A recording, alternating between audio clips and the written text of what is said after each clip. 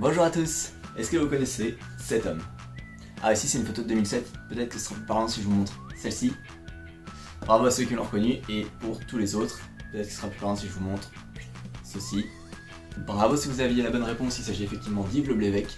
Et pour tous les autres, bah écoutez, vous êtes au bon endroit puisque c'est de lui dont on va parler aujourd'hui. Si je vous parle de lui, c'est d'abord parce que c'est un personnage que j'aime bien et que je connais personnellement, puisqu'il a été longtemps très impliqué dans la classe mini. Mais c'est aussi parce que dans l'histoire de la course au large, il a un rapport avec son sponsor qui est très particulier. C'est simple, regardez, 2007, 2023. Pour dire un peu des banalités, parce qu'il faut bien un peu recontextualiser, Yves Le Blévêque, il est né à Palaiseau en 1965, le 15 juillet, si jamais vous voulez lui souhaiter son anniversaire. Bon, vous doutez bien qu'avec un nom pareil, ça sent un petit peu les côtes bretonnes. Effectivement, avec des parents d'origine bretonne, il passe toutes ses vacances au bord de la mer, il lit des revues nautiques, etc.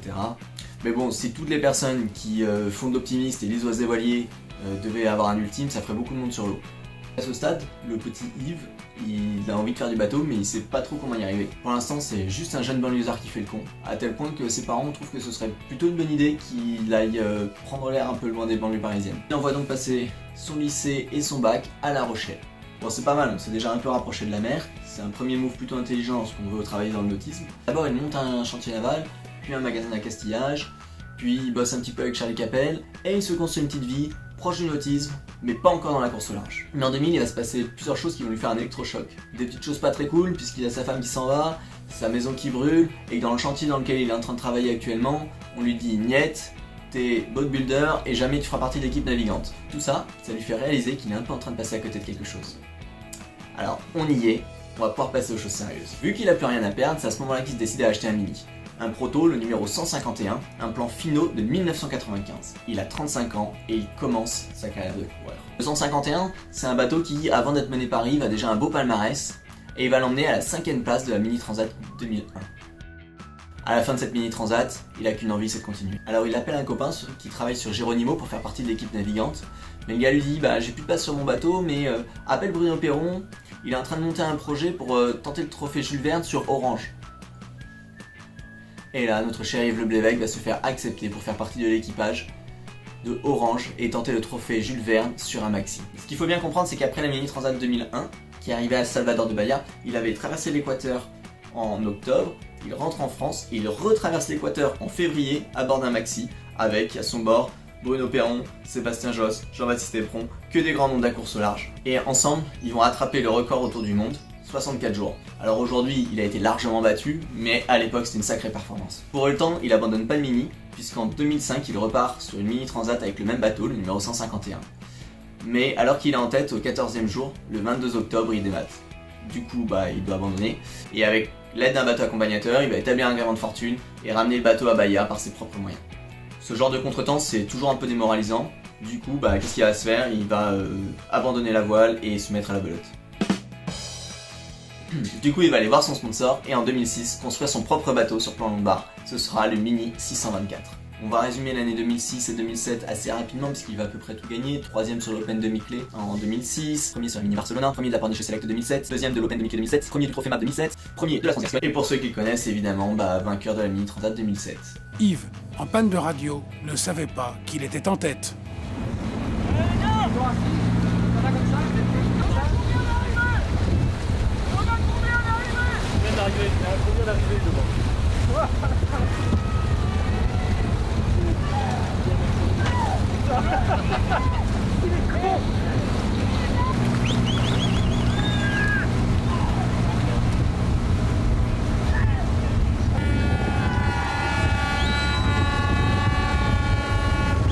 Là, le sponsor, il est content, il a le smile. Donc il va vouloir passer à la vitesse supérieure parce que le Mini c'est bien sympa, mais qu'est-ce qu'on peut faire pour être encore plus visible et gagner encore plus en notoriété? Non, parce que le Mini c'est bien beau, mais depuis tout ce temps la boîte elle a grossi et il va falloir des projets beaucoup plus ambitieux. Et c'est comme ça qu'en 2008, ils vont faire construire le Multi 50 actual sur plan Guillaume Verdier.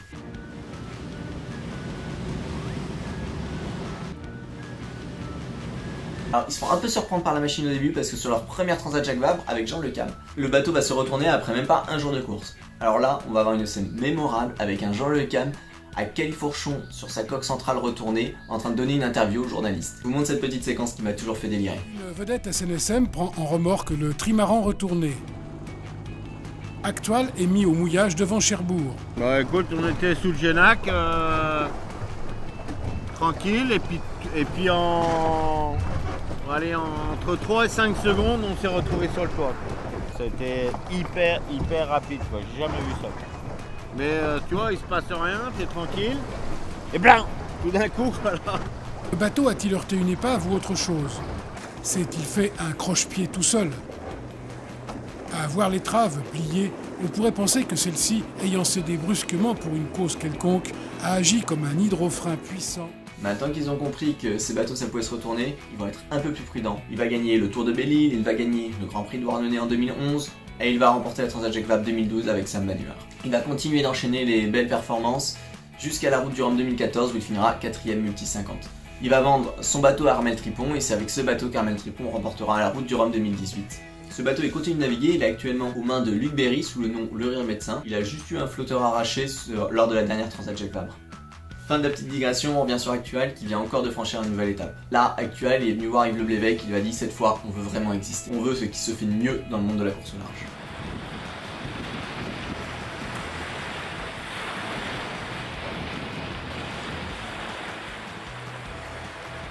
L'objectif c'était de participer à l'Ultime Challenge qui était prévu en 2019, mais avec le Covid il a été reporté à 2023.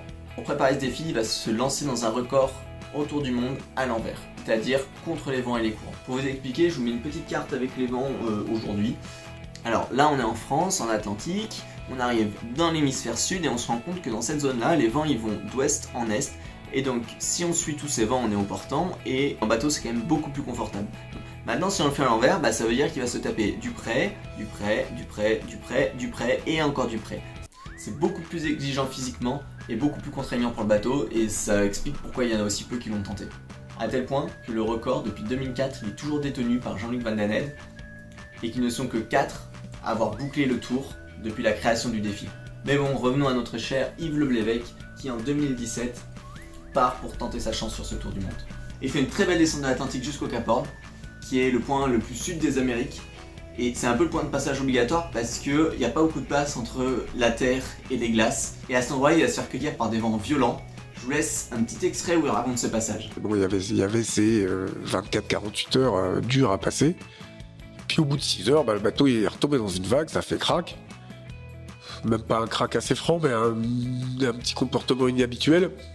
Et ce que j'ai clairement entendu, c'est le deuxième crack, c'est-à-dire c'est le bras arrière qui casse. Déjà, le bateau commence à agiter de façon anormale. Où là, dans l'instant, j'ai compris que le bateau était en train de se casser. Enfin, le bras sous le vent s'est cassé. Et donc le bras arrière a suivi très vite. Et le bateau a chaviré. L'espace de temps dont je te viens de te raconter, là, ça y est, c'était fait. Donc le bateau chavire, il se pose quelques secondes sur son mât avant de se retourner complètement. Ah oui, parce que quand un multicoque chavire, il va se poser sur son mât va se rompre et il va finir par se retourner. Regardez, je vous mets un petit extrait où ça a été capturé en vidéo sur Virbac Paprec, le mode 70.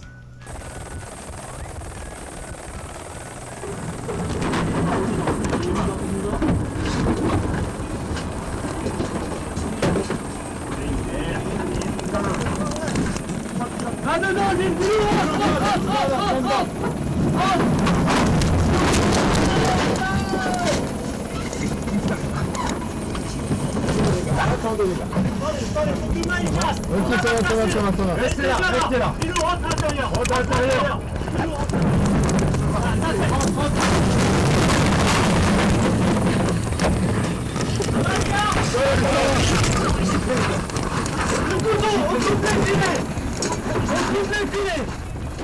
Le skipper va être électrolié et quant au bateau, il va rapidement cesser d'émettre sa position sur sa balise de détresse, donc on suppose qu'il a coulé.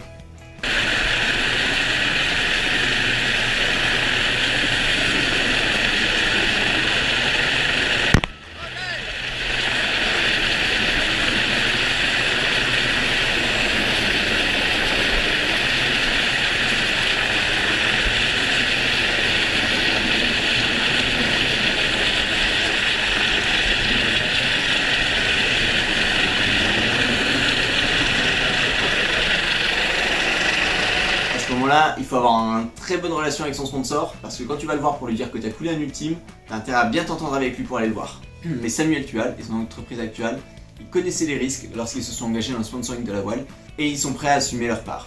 Et ça, c'est vraiment très stylé de leur part. Du coup, qu'est-ce qu'ils ont fait? Ils ont racheté un nouveau bateau, l'Ultime Massif. Il va courir la Transat Jacques Vabre 2021 avec Anthony Marchand. Après ça, il va laisser la barre à Anthony Marchand, qui va courir la Transat Jacques Vabre 2023, puis l'Arkea Ultime Challenge. Le Vivek que j'ai joint par téléphone, il m'a dit ces mots: les supports évoluent, les années passent, et mon niveau de compétence, lui, ne va plus évoluer. Les bateaux deviennent hyper exigeants, donc pour porter le projet les meilleures performances, je vais laisser la barre à Anthony Marchand.